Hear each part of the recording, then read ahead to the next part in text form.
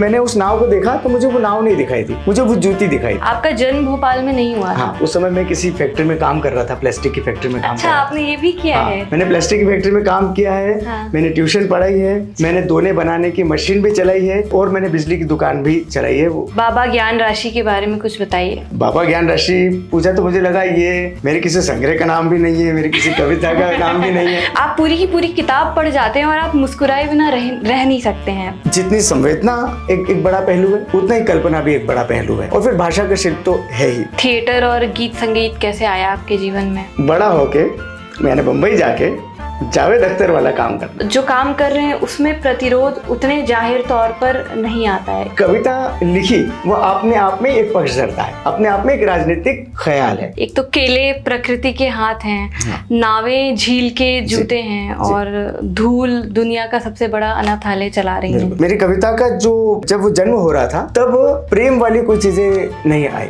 आप बहुत लंबे समय से प्रूफ रीडिंग का काम कर रहे हैं। जब मैं प्रूफ रीडिंग करने लगा तो भीतर ही भीतर ऐसा कुछ मेरे मन में भाव आया कि इससे पैसे मिल रहे हैं, लेकिन अब मैं ये काम पैसे के लिए नहीं कर रहा हूँ। 3 तरह की कविताओं को लिखने की प्रक्रिया क्या अलग है? हम अमूमन भाषा शैली लिखने के बारे में लेते हैं, लेकिन ये भी रचना प्रक्रिया का हिस्सा है कि वो जीवन में क्या क्या देख रहा है। क्या हुआ कि संगीत, नाटक और कविता ये लगभग तीनों एक ही समय आए।